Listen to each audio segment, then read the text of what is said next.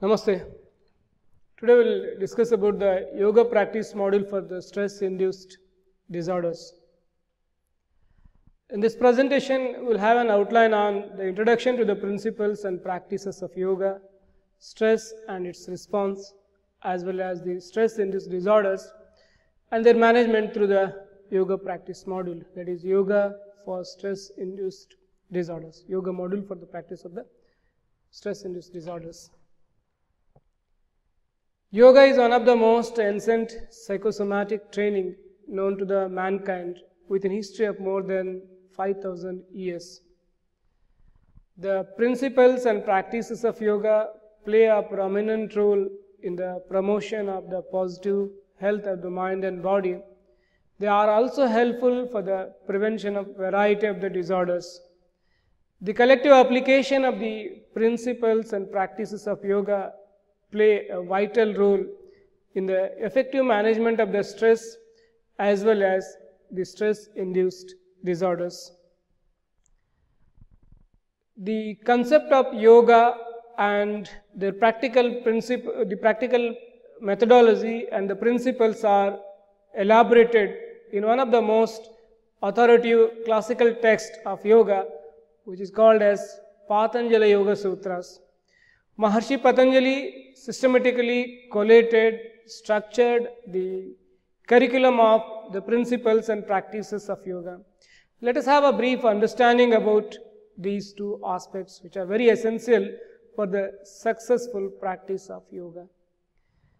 The systematic arrangement of the practices are coined with the word Ashtanga Yoga, means 8 limbs of yoga practices.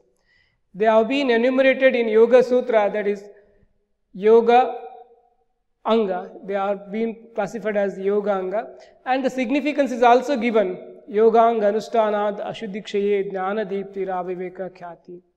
The main importance of the practice of yoga is to help us to have a strong purification of the mind and body. The impurities are being purified and the wisdom is being attained.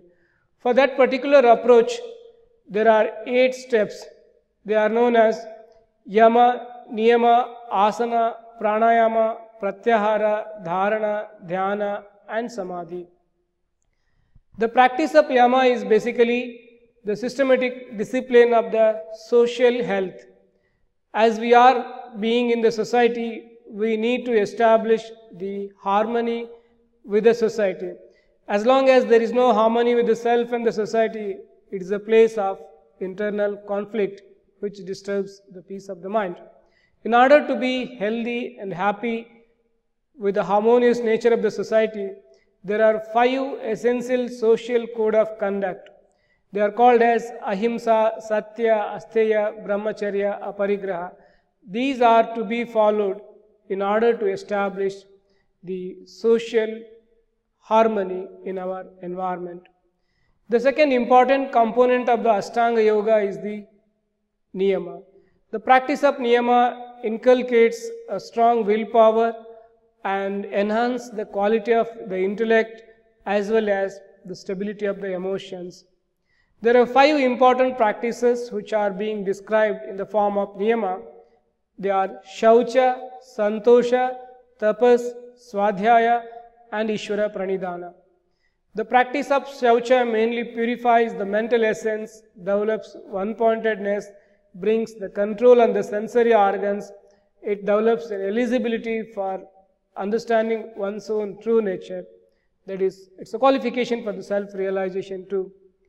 And the contentment develops a superlative happiness, and the practice of the tapas develops a strong willpower, and finally the Ishvara Pranidhana and the Swadhyaya improves the ability of the intellect and the stability of the emotions. With these 2 fundamental principles, there is a further journey on the practical aspect that is called as Asana. Asana is a practice which is defined as Sthiram Sukham Asana. There is a comfortness and there is a stability. The stable and comfortable body posture is called as asana. This is one of the important practice to bring the homeostasis within our body system. The next practice is the pranayama. The regulation of the prana is important because our thought patterns and the pattern of the breathing are interrelated. As long as we do not have the harmony in our breathing pattern, it is very difficult to have the harmony in our thinking pattern. It is also been explained in the Hatha Yoga that like Chale vate chalam chittam nischale nichalam bhavet yogi sthanam apnoti. Meaning the mind should be brought under control by controlling the prana. So pranayama is an important technique to develop the quality of the mental health, to bring the good mental control. The next practice is the pratyahara, that is withdrawal of the sense organs so that they can always follow the mind.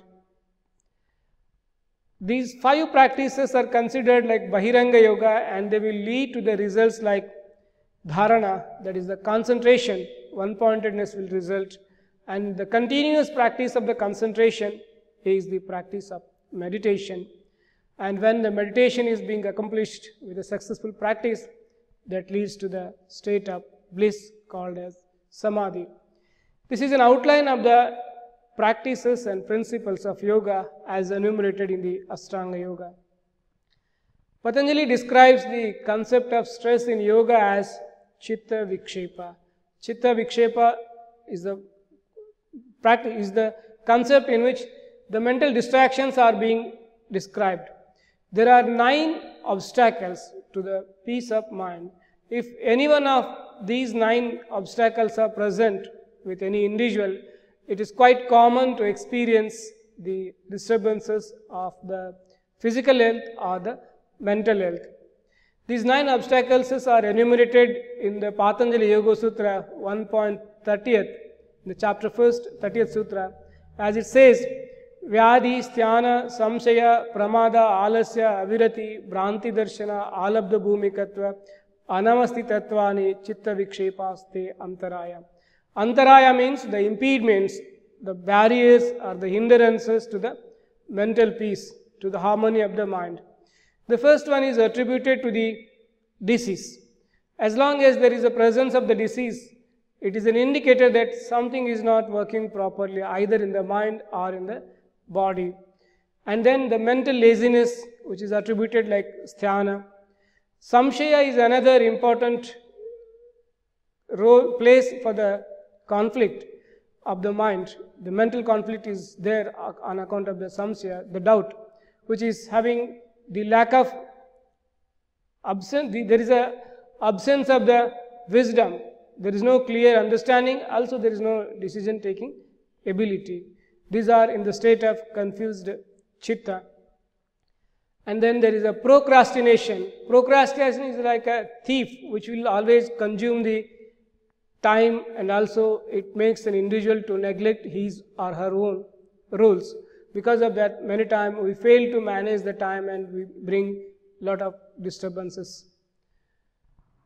After this pramada, there is a sensuality, too much of engagement of the sensory organs. All the time we engage ourselves with the pleasures of the senses, which is a great distraction to the mental peace.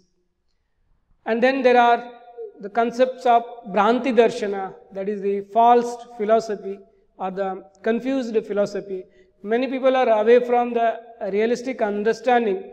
They always experiences a kind of hallucination or illusions which are devoid of the truth, and that is one of the most common problem of the stressors.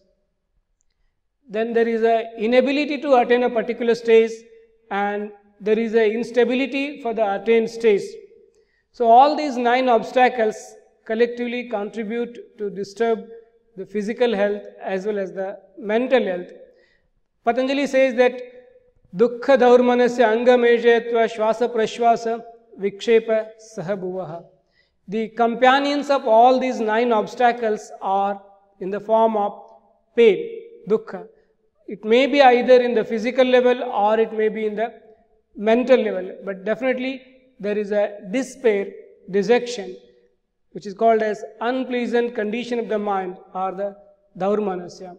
The moment these 2 things continue for a long time, there is instability in the limbs of the body, that is called as tremor or shakiness or inability to maintain the steadiness. And this is also accompanied by the irregularity in the pattern of the breath, that is Shwasa Prashwasa. The inhalation and exhalation are being disturbed. This kind of disturbance affects the muscle tone and that leads to the lack of stability. So all these four influences of the Chitta Vikshepa strongly contribute for the poor health of the mind as well as that of the body. When it is not being addressed properly, it can also lead to variety of the diseases.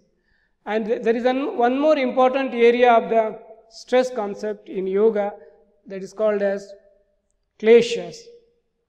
Patanjali explains 5 kinds of kleshas. The kleshas are mainly to bring across the suffering, the klishta. The word klishta means the affliction or the difficulties. The 5 kleshas are avidya, asmita, raga, dvesha, abhinivesha. So whenever we are having all these kleshas, it is very hard for a person to maintain the harmony of the mind, because the kleshas like raga and dvesha will never allow an individual to lead his life on his own conditions. For example, they will affect the thinking approach, they will affect the actions of an individual, they will affect the behavior of an individual when they are influenced by the kleshas. All these kinds of influences further affect the personality. Under the influence of the kleshas, it is not possible for an individual to lead a life as he wants to lead according to his own true nature or according to his own true qualities. In order to overcome all these things, there is an important concept of Chitta Prasadana, which is to develop the serenity of the mind, peace of the mind, or the harmony or the tranquility of the mind. The sutra which says that Maitri, Karuna, Mudito, Upekshanam, Sukha Dukkha, Punya Punya, Bhavanatash Chitta Prasadana. It is a classical example how to lead our life with our fellow beings, how to harmonize our surroundings so that we can establish our intentions in proper approach. This is a process of purification of the emotions. Through this approach, we can bring across the mental stability, the mental harmony, and the mind can enjoy the blissful condition, and it can also experience the peace and serenity which can avoid or which can prevent the stressful situations, as well as it can also contribute for the prevention of the stress-induced disorders.